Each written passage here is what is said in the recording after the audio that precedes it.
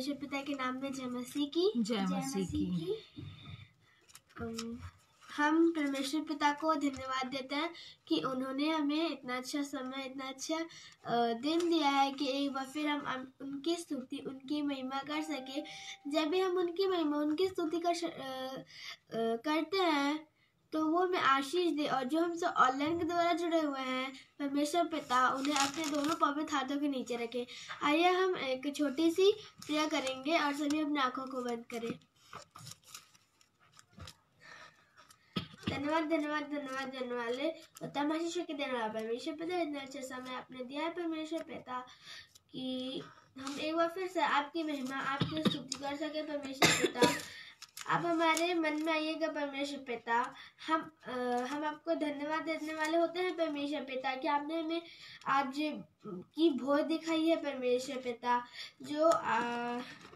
जो आज दिन भर आपने हमें सुबह से शाम संभाल रखा परमेश्वर पिता। आपकी कृपा से परमेश्वर पिता हम सही सलामत है परमेश्वर पिता। हम आपकी महिमा स्तुति के योग्य बन सके परमेश्वर पिता। आज जो भी हम वचन में सीखते हैं परमेश्वर पिता, हम आपकी करुणा से परमेश्वर पिता इस वचन को सभी के साथ बांट सके परमेश्वर पिता। अच्छी अच्छी बातें नए नए वचनों में हम सीखते हैं परमेश्वर पिता और दूसरों को भी सिखाते हैं परमेश्वर पिता। आप ऐसी योजना बनाइए परमेश्वर पिता जो हमसे ऑनलाइन जुड़े हैं परमेश्वर पिता। अगर वो जहाँ कहीं भी है परमेश्वर पिता, आप उन्हें संभाले रखना परमेश्वर पिता। अपने दोनों पवित्र हाथों के नीचे रखना परमेश्वर पिता। अगर वो बीमार है परमेश्वर पिता तो आपकी कृपा से परमेश्वर पिता वो बहुत ही जल्द से जल्द चंगा होने वाले हो सके परमेश्वर पिता। हम सबके लिए प्रार्थना करते हैं, इस विनती को आपके नाम से मांगती हूँ, आमीन आमीन। Hallelujah hallelujah hallelujah hallelujah. आइए हम यीशु मसीह के नाम में एक गीत गा लेंगे और गीत का बोल है, अब आओ विश्वासियों जय जय करते आओ, अब आओ हम चले बैतलहम को। शुरुआत करें। अब आओ विश्वासियों जय जय करते आओ, अब आओ हम चले बैतलहम को। शरीर में देखो महिमा का राज, अब आओ हम सराय, अब आओ हम सराय, अब आओ हम सराय प्रभु को। वो ईश्वर से ईश्वर जो का जो सनातन की उसने न किया निष्कुमार सच्चा परमेश्वर ना सिर्फ जाप जना। अब आओ हम सराय, अब आओ हम सराय, अब आओ हम सराय प्रभु को। सारे दुर्गणों जय जय करते आओ, स्वर्ग के स्वर में तुम गाते रहो। महिमा स्तुति ईश्वर प्रधान की, अब आओ हम सराय, अब आओ हम सराय, अब आओ हम सराय प्रभु को। आमीन। प्रभु धन हो त्राण के लिए जलना है यीशु हो तेरी अनंत महिमा। पिता का वचन धारी हुआ, अब आओ हम सराय, अब आओ हम सराय, अब आओ हम सराय प्रभु को। आगे बोलो। Hallelujah hallelujah. आइए हम प्रभु यीशु मसीह के संगति में और उनकी महिमा में एक गीत और गा लेंगे और गीत का बोल है, जंगल में मंगल दूध मिले गाते, जय जय हो प्रभु जय जय हो। आइए हम इस गीत को गा लेंगे। जंगल में मंगल दूध मिले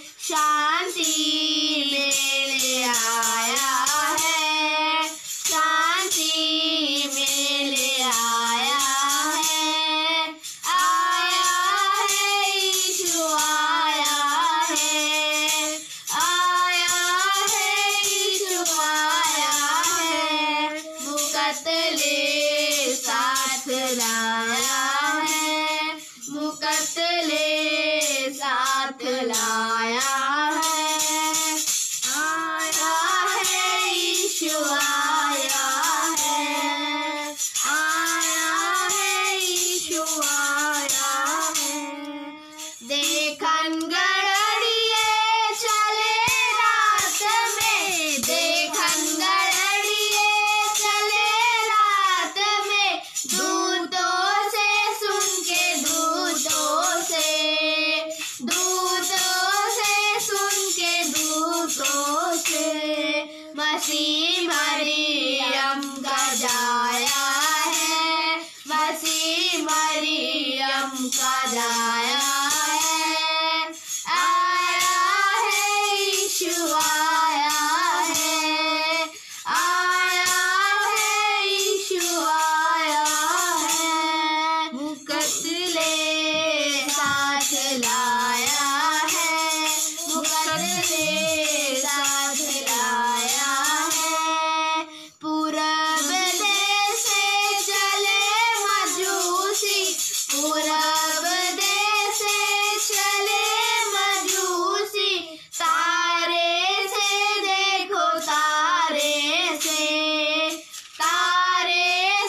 देखो, तारे से पता यीशु का पाया है, पता यीशु का पाया है, आया है यीशु आया है, आया है यीशु आया है, मुकद्दले साथ लाया है, मुकद्दले साथ लाया है, आया है यीशु आया है, आया है यीशु आया है, यरूशलेम जा पूछन लागे, यरूशलेम जा पूछन लागे, किस घर जी राजा, किस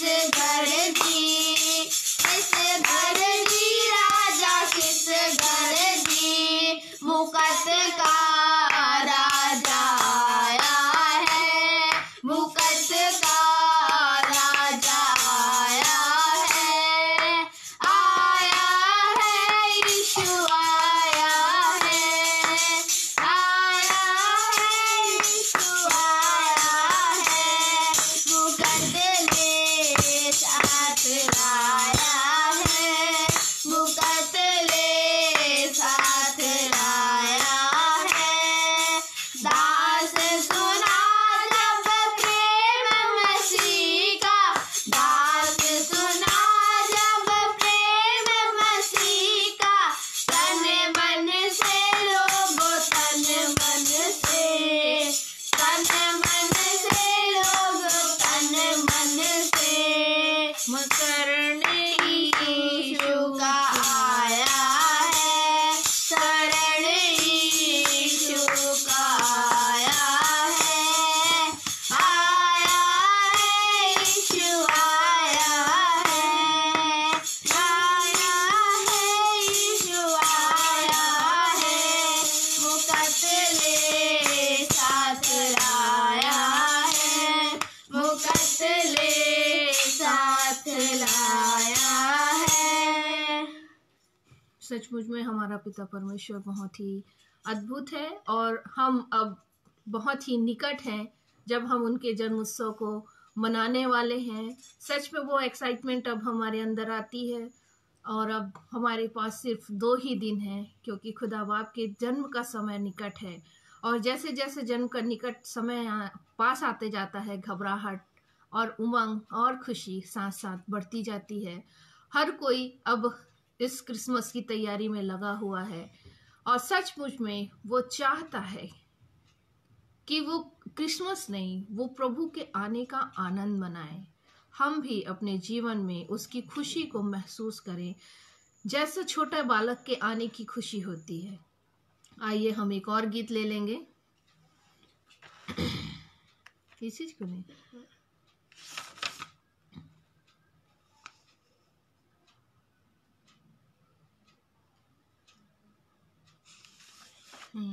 आइए, ले लीना कृष्ण अवतारा मनाओ खुशी, ले लीना कृष्ण। ले लीना कृष्ण अवतारा मनाओ खुशी, ले लीना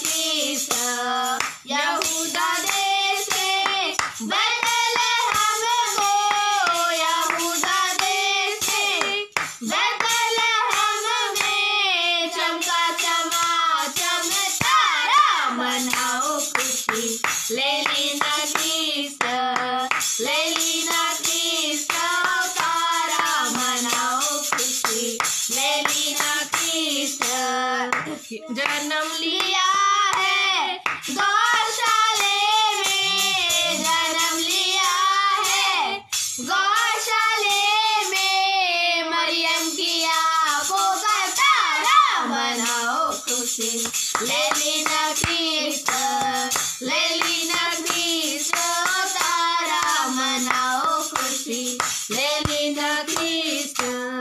चलेगा डरिए बैतलहम को, चलेगा डरिए बैतलहम को, चमका शमा चमतारा मनाओ खुशी, ले लीना क्रिस्ट, ले लीना क्रिस्ट, तारा मनाओ खुशी, ले लीना क्रिस्ट। खुशी मनाओ, गाओ बजाओ, खुशी मनाओ, गाओ बजाओ, तबला मृदंग सितारा मनाओ खुशी, ले लीना क्रिस्ट, ले लीना क्रिस्ट, तारा मनाओ खुशी, ले लीना क्रिस्ट।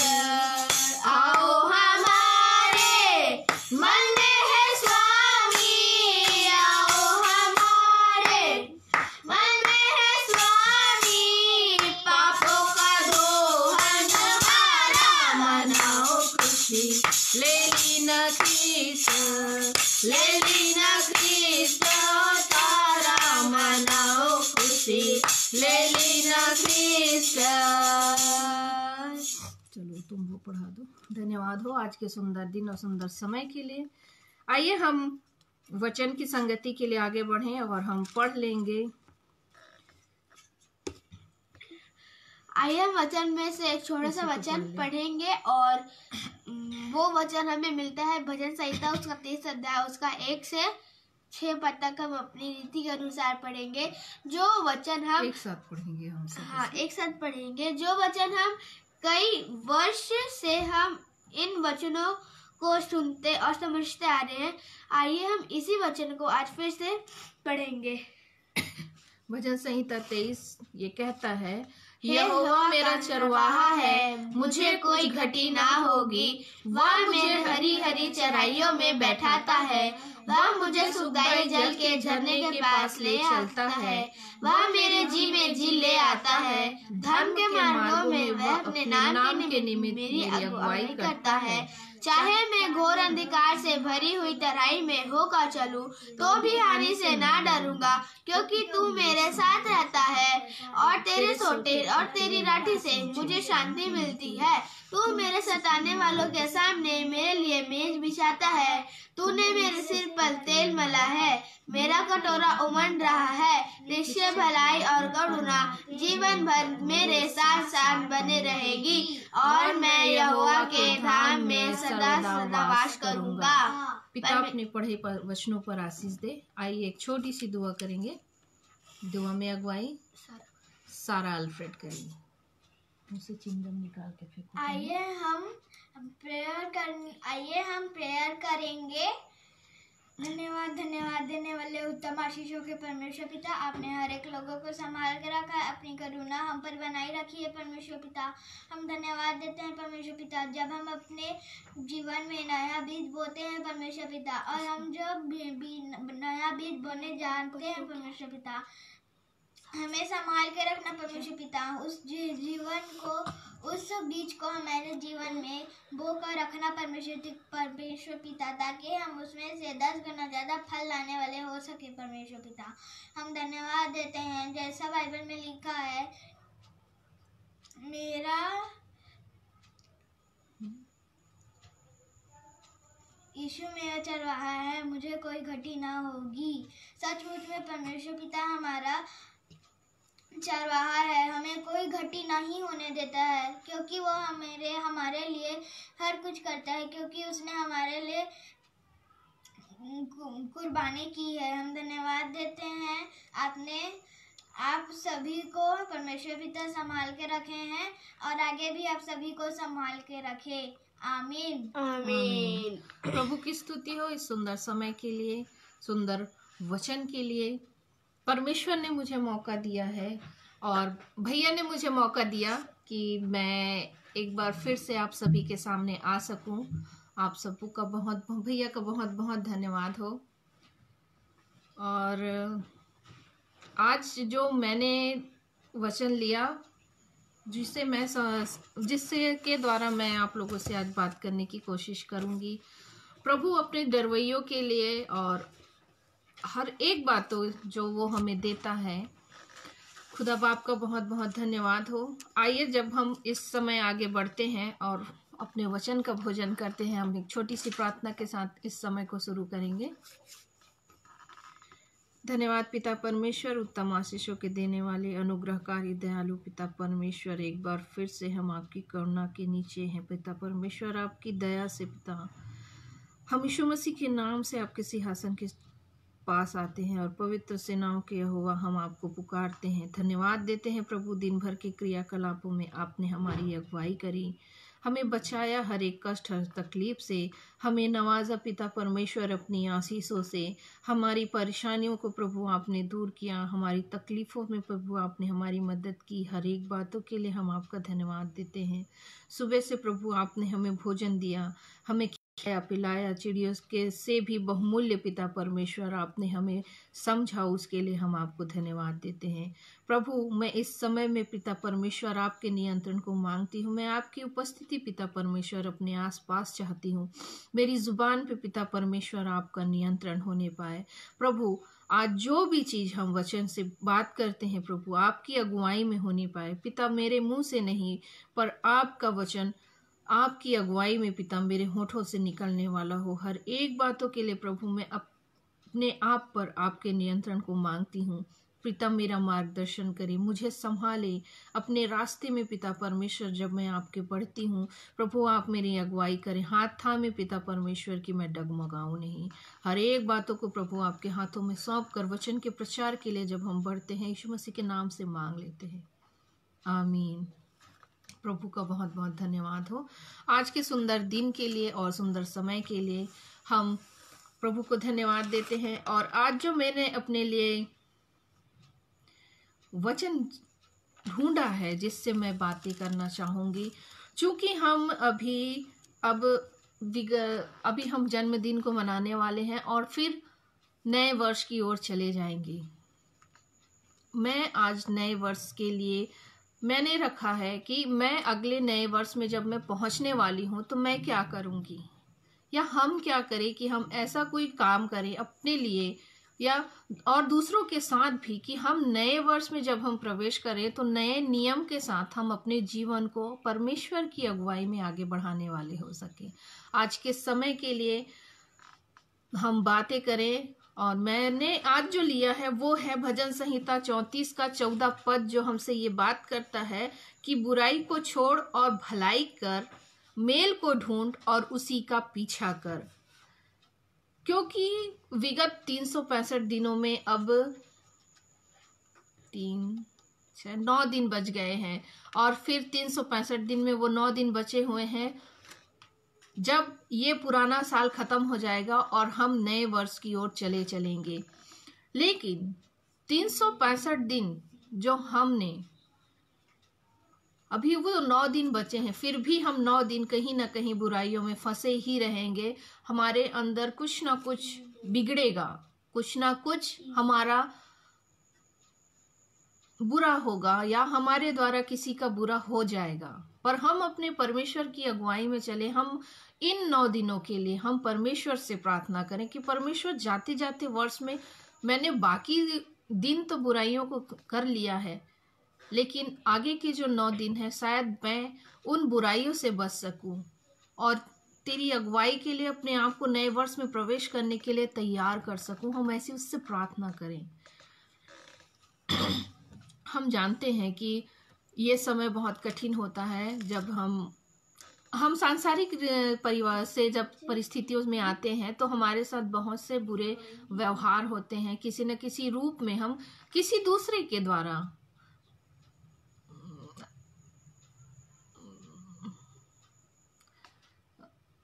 हर्ट किए जाते हैं, हमें दुख दिया जाता है, हमारे साथ बुरा किया जाता है। हम नहीं चाहते कि हम उनके साथ बुरा करें, पर सामने वाला व्यक्ति हमारे साथ बुरा करता है। चूंकि मैंने भी इस बात को देखा और समझा है, जब से मैंने अपने कार्यों में थोड़ी सी जिम्मेदारी को बढ़ाया है, किसी न किसी रूप में मैं अपने ही आसपास के लोगों के द्वारा ठगी जाती हूँ, छली जाती हूँ। कई बार बिना किसी बात के मेरे साथ बहस हो जाती है, बातें हो जाती हैं। मैं कई बार अपने आप को कंट्रोल करने की कोशिश करती हूँ। हो रहा है, देखना बैटरी खत्म हो जा रही है, ठीक है ना। तो हम आगे जब आएंगे तो हम परमेश्वर की निगरानी में अपने आप को रखने की कोशिश करें की थी, और खुदा मेरे संग और साथ हुए।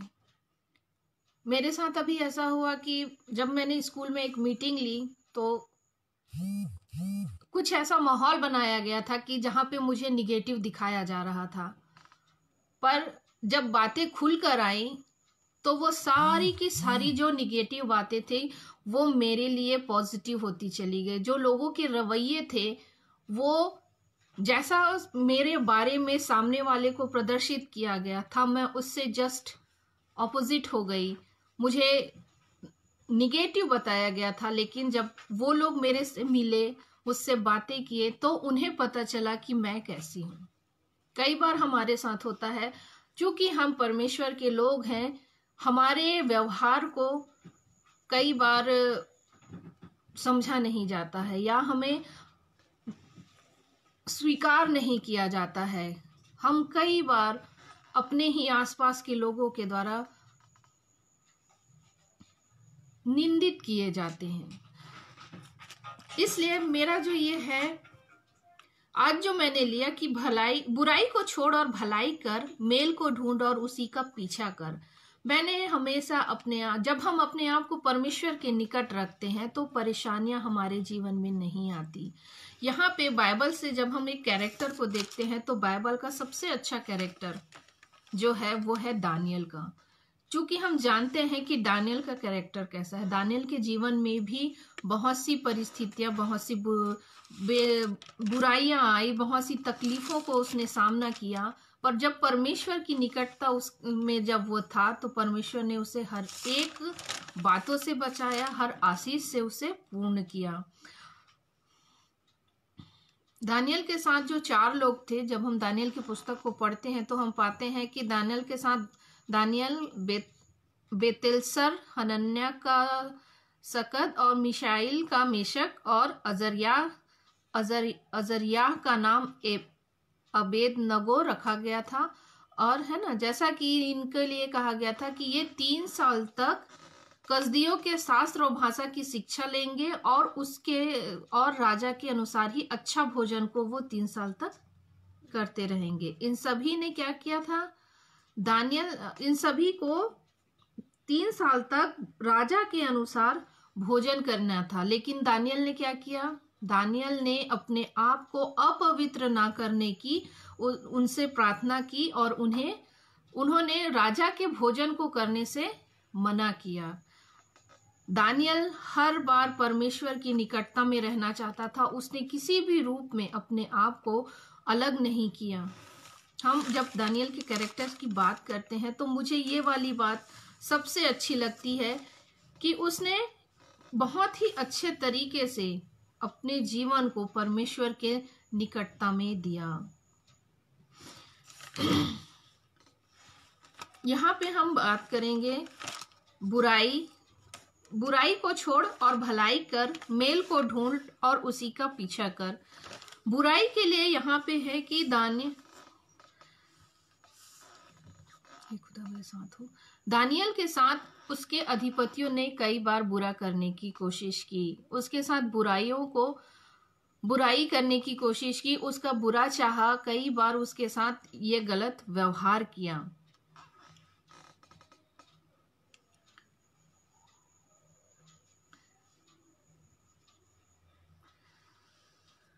जब दानियल के उसमें देखते हैं कि जब दारा राजा बना, दानियल के 6 में हम इसे देखते हैं। दानियल के 6 के 10 में हम इसे ढूंढ पाते हैं।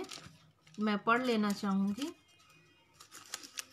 दानियल 6 का 10 पद, जहाँ पे ये लिखा हुआ है कि जब दानियल का यहाँ पहले में लिखा हुआ है कि दारा को जब दानियल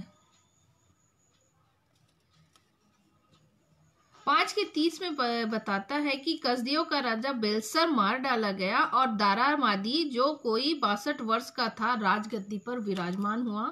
यहाँ पे है कि दारा को यह अच्छा लगा कि उसके राज्य के ऊपर 120 ऐसे अधिपति ठहराए जो पूरे राज्य के अधिकारी रहे। 6वें का पहला पद यहाँ पे बोलता है, और उसके ऊपर 3 अध्यक्ष जिनमें से दानियल एक था, इसलिए ठहराए कि वे उन अधिपतियों से लेखा लिया करें।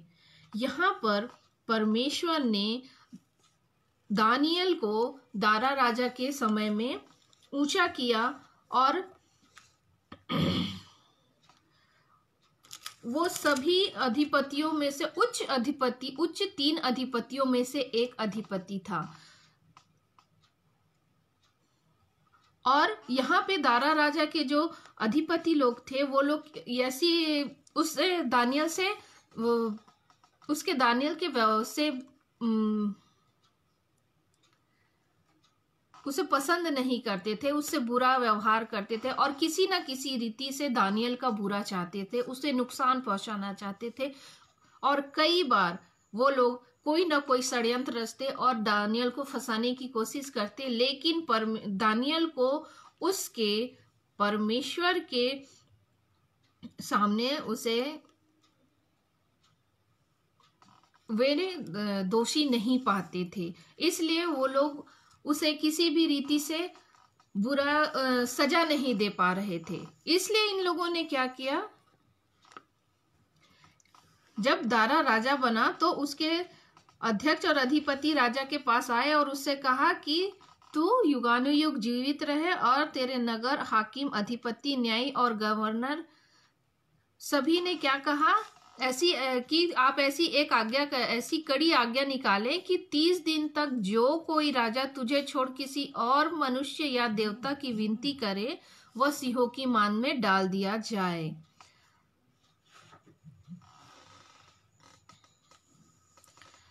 यहाँ पर इन लोगों ने ऐसी युक्ति करी कि वे लोग जानते थे कि दानियल इस प्रकार के कार्य नहीं करेगा। अधिपतियों ने इस तरीके का नियम निकालकर इस व्यवस्था को बनाने की कोशिश करी कि वे 30 दिन तक परमेश्वर को छोड़ किसी अन्य की उपासना करे और दानियल इनमें आ जाए। पर दानियल ने ऐसा नहीं किया। दानियल कैसा था, अपनी कोठरी में जाकर 3 बार प्रार्थनाएं करता था और उस खिड़की की तरफ देखता था जो इज़राइल की तरफ खुलती थी। और जब यहाँ के 10वें पद में यहाँ पे कहता है कि जब दानियल को मालूम हुआ कि उस पत्र पर हस्ताक्षर किया गया है, तब वह अपने घर गया और जिसकी उपरोटी यरूशलेम की ओर खुलती रहती है और अपनी रीति के अनुसार जैसा वह दिन में 3 बार अपने परमेश्वर के सामने घुटने टेक कर प्रार्थना और धन्यवाद करता था, वैसा ही तब भी करता रहा। उसने एक भी दिन राजा की उपासना नहीं की। उसने 30 दिन यरूशलेम की ओर उस खिड़की की ओर बैठकर उसने परमेश्वर से प्रार्थनाएं की और अपनी सारी बातों के लिए उसने उसे धन्यवाद दिया। और हर बार वो 30 दिन तक वो इस कार्य में लगा रहा। वो निरंतर इस कार्य में रहता था। अपनी कोठरी में जाता और वो खिड़की जो यरूशलेम की ओर खुलती थी उस तरफ प्रार्थना करता, परमेश्वर के सामने घुटने टेक कर प्रार्थना करता और हर बातों के लिए परमेश्वर को धन्यवाद देते हुए वह रहता था। और एक दिन क्या हुआ, जब दानियल के जो उतावले थे वे लोग उसे देखते हैं और आकर राजा को बताते हैं कि दानियल आपकी उपासना नहीं करता, वो अभी भी अपने परमेश्वर की उपासना करता है। और उन्होंने ये भी कहा राजा से कि आपने ये घोषणा करवाई है कि जो मेरी उपासना नहीं करेगा, राजा की उपासना 30 दिन तक नहीं करेगा, उसे सिंहों की मान में डाल दिया जाएगा। यहाँ के 16 पद में हम देखते हैं कि तब राजा ने आज्ञा दी और दानियल लाकर सिंहों की मान में डाल दिया गया। उस समय राजा ने दानियल से कहा कि तेरा परमेश्वर जिसकी तू नित्य उपासना करता है वही तुझे बचाए। यहाँ पे हम पाते हैं कि दानियल के लिए लोग कितने, उसके अधिपतियों के मन में कितने बुरे भाव थे। वे उसे किसी न किसी रूप में क्षति पहुंचाना चाहते थे और इसके लिए उन्होंने ऐसे नियम बनाए और नियम बनाकर उसे शेर की मान में, सिंहों की मान में डालने के लिए राजा से आज्ञा ले ली और राजा ने भी इस बात के लिए परमिशन दे दी और दानियल को सिंहों की मान में डाला गया। और दारा राजा ने कहा कि तेरा परमेश्वर जिसकी तू नित्य उपासना कर रहा है वही तुझे बचाएगा। लोगों को, सबने यही समझा था कि सिंह की मान में जाने से कोई भी बचकर नहीं आएगा। फिर भी दानियल ने अपने आप को सिंह की मान में जाने के लिए स्वीकार किया। उसने इस बात को स्वीकार किया कि दानियल ने स्वीकार किया कि मैं सिंहों की मान में जाना पसंद करूंगा, पर अपने परमेश्वर के अलावा किसी अन्य की उपासना के बारे में मैं नहीं सोचूंगा। मैं 3 टाइम परमेश्वर से प्रार्थना करता हूँ और मैं 3 टाइम परमेश्वर से ही प्रार्थना करूंगा। मुझे किसी और से प्रार्थना नहीं करनी है। बुराई कितनी भी ज्यादा हो जाए, कितनी भी विकराल रूप ले ले, वह कभी भी अपने कि बुराई कितनी भी ज्यादा हम पर हावी होने की कोशिश करे, हम पर हावी होने की कोशिश करे, हमें हमारा बुरा चाहने वालों का कितना भी प्रयास हमारे लिए रहे कि हम झुक जाएं, लेकिन जहां पर हमारा परमेश्वर होता है वहां पर बुराइयां साथ नहीं चलती। क्योंकि जब हम परमेश्वर के निकट होते हैं, हमारा परमेश्वर हमारे सामने होता है, तो सारी परेशानियां, सारी तकलीफें दूर हो जाती हैं। जैसा कि यहाँ पे हुआ, जब दानियल को सिंहों की मान में डाला गया और भोर होते ही राजा दानियल के पास उस सिंह के गड्ढे के पास आया और आकर उसने उसे आवाज लगाया, है ना। और शोक बड़ी वाणी में जब वो चिल्लाने लगा कि हे दानियल, हे जीवित परमेश्वर के दास, क्या तेरा परमेश्वर जिसकी तू नित्य उपासना करता है तुझे सिंहों से बचा सकता है? उसने ये कल्पना नहीं की थी कि दानियल बचा है। उसने तो अपने आप को शोक भरे शब्दों से ऐसा बताने की कोशिश की कि सिंहों की मान से तो अब आवाज नहीं आएगी, सिंहों की मान में उसका परमेश्वर उसकी सुरक्षा नहीं करेगा। पर ऐसा नहीं हुआ। बुराई करने वाले के साथ भी बुराई होती है और यहाँ पे यही हुआ। उसने यहाँ पर तुरंत बुराई करने वालों के सामने दानियल ने धन्यवाद किया और उसने क्या कहा, 21 पद में क्या कहा, तब दानियल ने राजा से कहा कि हे राजा, तू युगानुयुग जीवित रहे। मेरे परमेश्वर ने अपना दूत भेजकर सिंहों के मुंह को ऐसा बंद कर रखा कि उन्होंने मेरी कुछ भी हानि नहीं की। इसका कारण यह है कि मैं उसके सामने निर्दोष पाया गया और हे राजा, तेरे सम्मुख भी मैंने कोई भूल नहीं की। परमेश्वर के डरवैयों से कभी भूल नहीं होती। वे जानते हैं कि हमारी एक गलती की सजा हमें बहुत बड़ी मिलेगी। परमेश्वर के निकटता में दानियल हमेशा रहा। इसके पास हमेशा ईश्वरों की, पवित्र ईश्वरों की आत्मा होती थी। वह हर एक स्वप्न का उत्तर बताता था, हर एक दर्शन के बारे में वो जानकारियां दे सकता था, ऐसी उसको आशीष परमेश्वर ने दी थी। वो हर एक बातों का ज्ञाता था।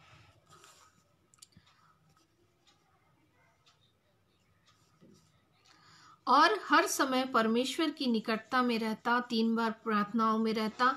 हर समय उसने कभी किसी के साथ बुरा नहीं किया था, इसलिए परमेश्वर हर समय उसके संग और साथ रहता था।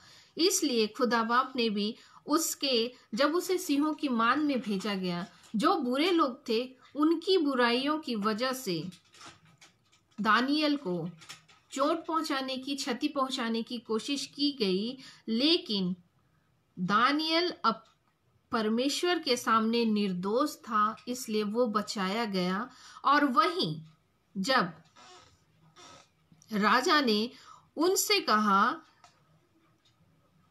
है ना, तो राजा ने उसे आनंदित होकर दानियल को बाहर निकाला और उनके लिए ये कहा कि जिन्होंने दानियल के लिए, है ना, 24 पद क्या कहता है कि तब राजा ने आज्ञा दी कि जिन पुरुषों ने दानियल की चुगली खाई थी वे अपने बाल बच्चे और स्त्रियों समेत लाकर सिंहों के गड्ढे में डाल दिए जाएं।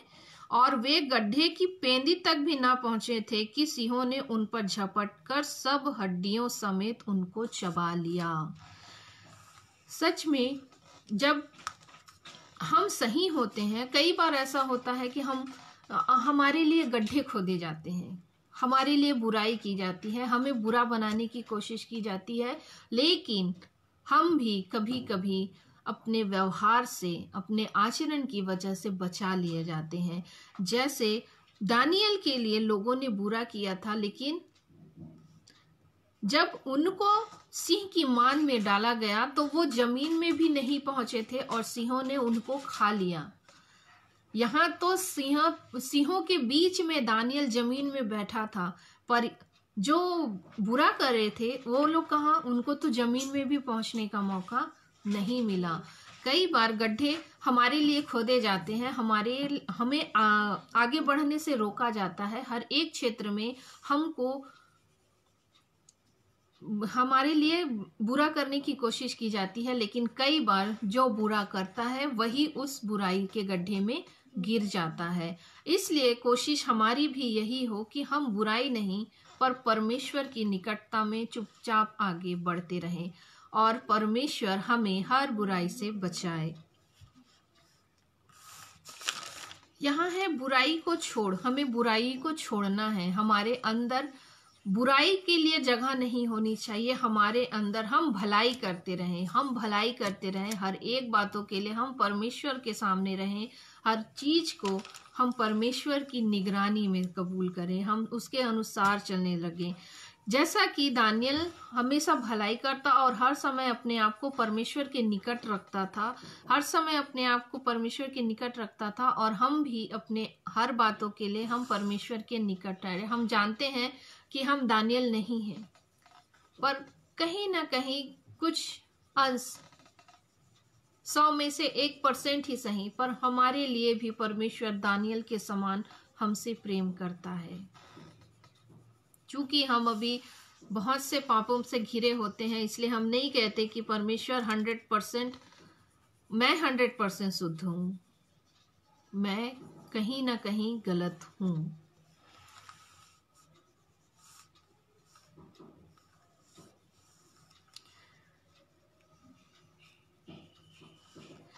और हमें क्या करना है? भलाई करना है। भलाई की हर रूप में है, परमेश्वर के प्रेम में। जैसा परमेश्वर हमसे चाहता है कि हम उसकी निकटता में बने रहें, उसके साथ बने रहें, उसकी बातों में लिपटे रहें, उसके आदर्शों पे चलते रहें। उसने जो नियम हमें दिया है हम उसे मानें, उसके अनुसार कार्य करें। हर बातों में हम भलाई को ही पैदा करें, ये परमेश्वर हमसे चाहता है। जैसे दानियल परमेश्वर के सामने निर्दोष था, इसलिए परमेश्वर ने सदा उसकी रक्षा करी और इस कारण भी वह परमेश्वर को धन्यवाद देता था। जैसा कि दानियल के 6 के 21 और 22 में है कि उसने क्या कहा कि अपना दूध भेजकर उसने सिंहों के मुंह को ऐसा बंद कर दिया, है ना, और उन्होंने मेरी कुछ भी हानि नहीं की। हमारी भलाई, जब हम दूसरों के लिए भलाई करते हैं तो परमेश्वर भी हमारी भलाई करता है, हमारी रक्षा और मदद करता है। उसके 24 पद में भी उसने क्या करा? जिन पुरुषों ने दानियल की चुगली खाई थी उन पुरुषों को, उनको अपने बाल बच्चों समेत, स्त्रियों समेत सिंह की मान में राजा ने उन्हें फेंक दिया, क्योंकि उन्होंने क्या किया था? दानियल के विरुद्ध बुराई की थी। और कैसी अद्भुत रीति से यहाँ पे भलाई हुई। वैसे ही व्यवस्था विवरण 11 का 25 हमसे बातें करता है। यहाँ पे लिखता है,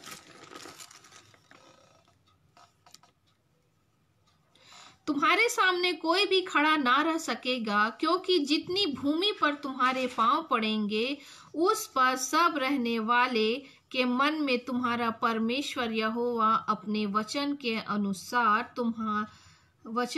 अनुसार तुम्हारे कारण उनमें डर और थरथराहट उत्पन्न कर देगा। हमारा परमेश्वर हमें कभी भी गलत नहीं होने देता। परमेश्वर ने हमारे लिए ऐसी व्यवस्था रखी है। हमारे साथ जब हम भलाई करते हैं तो हमारा परमेश्वर भी हमसे भलाई करता है। और उसने क्या कहा है कि कोई भी हमारे सामने खड़ा ना रह सकेगा। जितनी भूमि पर तुम्हारे पांव पड़ेंगे उस पर सब रहने वाले के मन को तुम्हारा परमेश्वर यहोवा वचन के अनुसार तुम्हारे कारण उसमें डर और थरथराहट को उत्पन्न करेगा। परमेश्वर के भय मानने वालों से सामने वाला भी भय खाता है। ये अलग है कि वे युक्तियां करते हैं और चाल चलते हैं कि हमारा नुकसान हो, पर हमारा परमेश्वर उन्हीं के सामने उन्हें हमारे कारण अपने प्रेम से उन्हें थरथराहट देता है।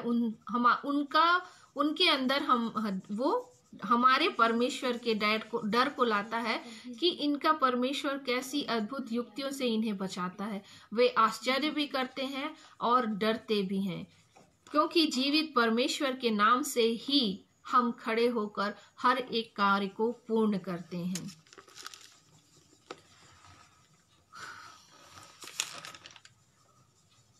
हमें बुराई को छोड़ना है और भलाई करना है, साथ में मेल को ढूंढना है। कैसे मेल? हमारा मेल करवाने वाला कौन है? हमारा मेल करवाने वाला हमारा यीशु मसीह है, जिसने हमारा मेल हमारे परमेश्वर से कराया है। हम यीशु मसीह के द्वारा परमेश्वर के निकट आए हैं। जो संबंध अदन की वाटिका में खत्म हो गया था, अदन की वाटिका में जो मेल खत्म हो गया था, जो दूरी आ गई थी, उसको यीशु मसीह ने आकर के उस मेल को पूरा कराने की कोशिश की। वो पुल बना हमारे लिए कि हम यीशु मसीह के नाम से परमेश्वर पिता की निकटता में आते हैं। यीशु मसीह हमारा मेल करवाने वाला है। जैसा यीशु मसीह ने हमारा मेल हमारे परमेश्वर से कराया है, उसी प्रेम के साथ हम भी एक दूसरे के साथ मेल मिलाप से बने रहें। हमें अपने आप को परमेश्वर के निकट और यीशु मसीह के साथ बनाए रखना है। यीशु मसीह का स्वभाव जैसा था वैसा ही स्वभाव हमारा हो। हम सभी के साथ प्रेम से मिले, हमारे व्यवहार से प्रेम छलकने पाए, हर बात में हम परमेश्वर की निकटता में पहुंचते रहें। जैसा कि यहाँ पे देखिए मत्ती पहला के 24 पद में लिखा है,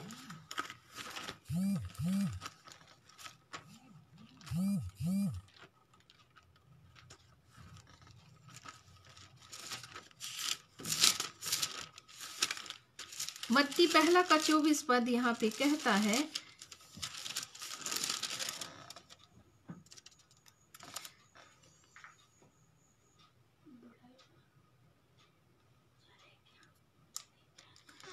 तेईस पद कहता है कि देखो एक कुंवारी गर्भवती होगी और एक पुत्र जनेगी और उसका नाम इमानुएल रखा जाएगा, जिसका अर्थ है परमेश्वर हमारे साथ।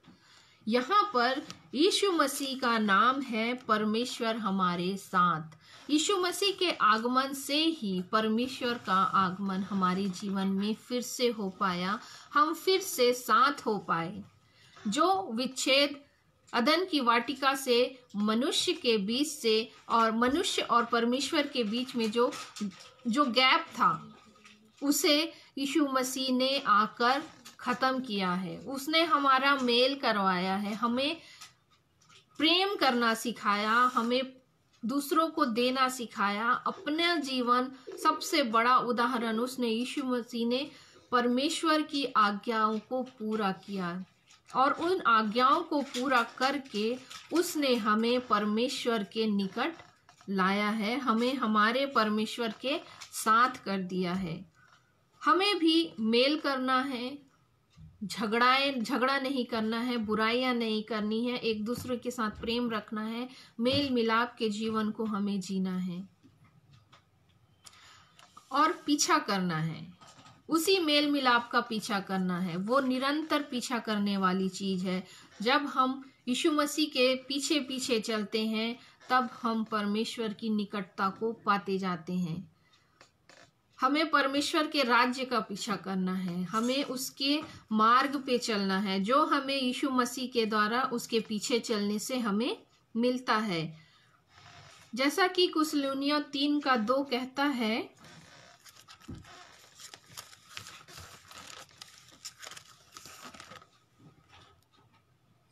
पृथ्वी पर की नहीं परंतु स्वर्गीय वस्तुओं पर ध्यान लगाओ, है ना। पृथ्वी पर की नहीं परंतु स्वर्गीय वस्तुओं पर ध्यान लगाओ।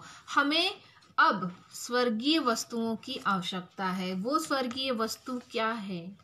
परमेश्वर के वचन में सारी स्वर्गीय वस्तुओं के बारे में दिया गया है।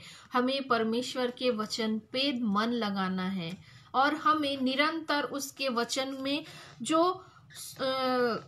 जो हीरे मोती है, उन हीरे मोतियों को ढूंढना है और बस उन्हीं हीरे मोतियों का पीछा करते करते करते अपने जीवन को आगे बढ़ाना है। जो सच्चा है वही सदा तक बना रहेगा और वही अंत तक हमारे साथ होगा। हमारा परमेश्वर ही अंत तक हमारे साथ होगा। ये संसार की वस्तुएं हमारे साथ नहीं जाएंगी। जब हम मरेंगे तो हमारा शरीर भी तो यहीं रह जाएगा, ये मिट्टी में यहीं दफन हो जाएगी, पर जो साथ जाएगा वो हमारे परमेश्वर के राज्य के लिए जो हमारे कार्य हैं वही हमारे साथ जाएंगे। पृथ्वी पर की किसी वस्तु की नहीं पर स्वर्गीय वस्तुओं पर ध्यान लगाना है और वही हमारे जीवन के सबसे अनमोल धन है। यशायाह 26:4 जब हमसे बात करता है, हम देखेंगे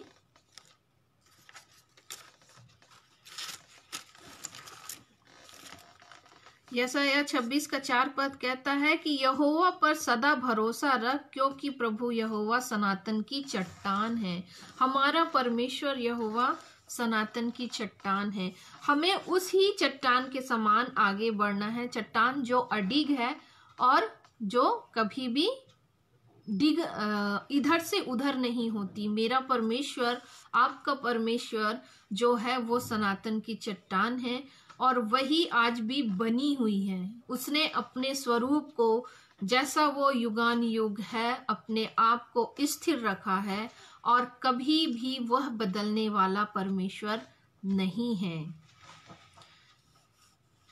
जो अडिग है हमें उसी का पीछा करना है और जब तक हम परमेश्वर के पीछे चलते हैं तब तक हमारा जीवन सफल है। नीति वचन 12:18 हमसे जब को हम देखते हैं तो यहाँ पे पाते हैं,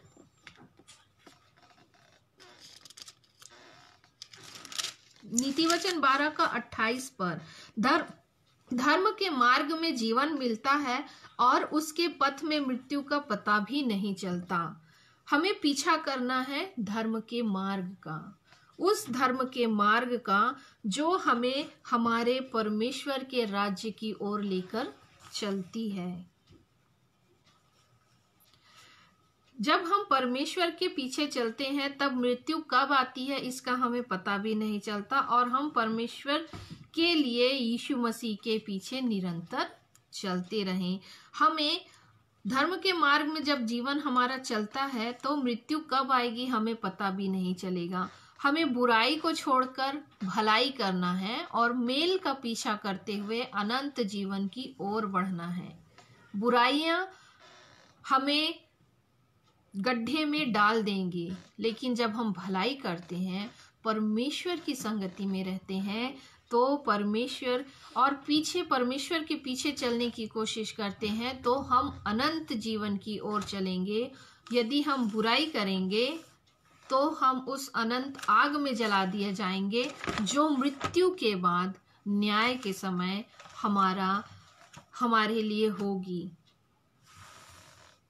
हमें पीछा करना है परमेश्वर के राज्य के लिए, हमें निरंतर पीछा करना है।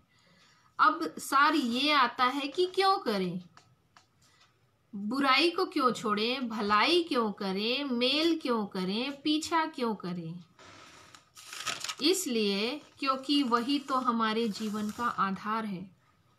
संसार एक दिन खत्म हो जाएगा और जब हम मर जाएंगे तो हमारे साथ की सारी वस्तुएं, इस संसार की सारी चीज, यहाँ तक कि ये मेरा शरीर भी यहीं की मिट्टी में दफन हो जाएगा। ना मेरे साथ हड्डी जाएगी, ना मेरे साथ मेरे शरीर का मांस जाएगा, पर जो मेरे साथ जाएगा वो मेरी धार्मिकता के काम होंगे।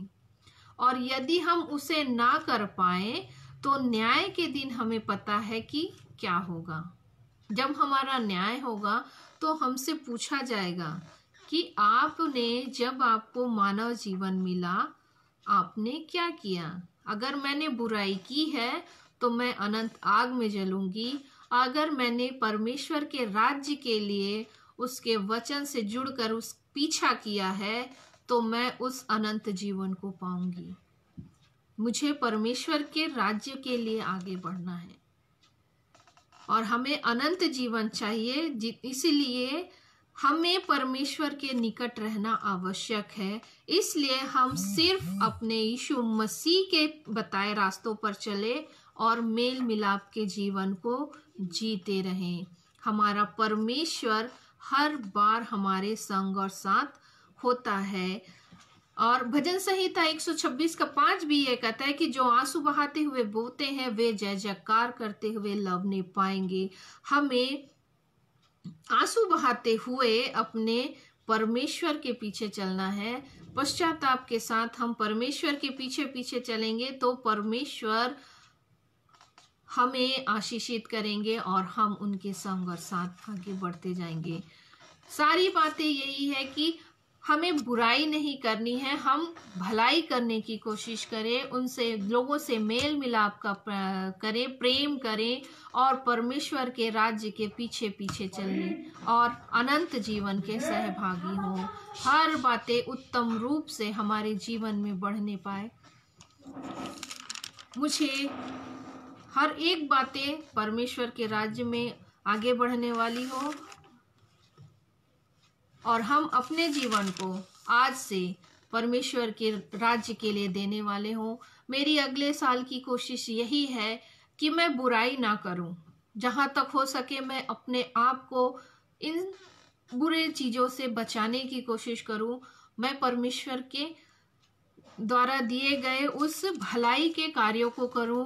मैं मेल कराने की कोशिश करूं और मैं परमेश्वर के राज्य के पीछे बढ़ने वाली हो सकूं। जब परमेश्वर ने आशीषों से हमें अब नवाजा है, हमें परमेश्वर आशीष देता है, परमेश्वर ने मुझे भी आशीष दी, इसलिए मैं आज आप लोगों के साथ बैठ के बात कर पाती हूँ। मैं यही चाहती हूँ कि परमेश्वर अगले साल मेरे संग और साथ बना रहे। मेरे अंदर जो भी बुराई है वो धीरे धीरे खत्म हो जाए। बहुत सी बुराइयां खत्म हो चुकी हैं और अभी भी बहुत सी और भी बची हुई बुराइयां परमेश्वर मेरे अंदर से निकाले और हम भले मनुष्य बनकर परमेश्वर के पीछे चल उस अनंत जीवन को पाएं। आइए हम एक छोटी सी प्रार्थना करें। सारी उत्तम आशीषों के देने वाले पिता परमेश्वर, अनुग्रहकारी प्रभु, आपकी करुणा और दया को हम मांग लेते हैं पिता। हर बातों को प्रभु मैं आपके हाथों में सौंपती हूँ। हर एक दान पिता परमेश्वर, हर उत्तम आशीष प्रभु आपने हमें दी है, उसके लिए हम आपका धन्यवाद देते हैं पिता परमेश्वर। हम अपनी बुराई को छोड़ें, भलाई करें और मेल के साथ आगे बढ़ने वाले हो सके। हम बुराई को छोड़ें और भलाई करें, मेल को ढूंढें और उसी के पीछा करें।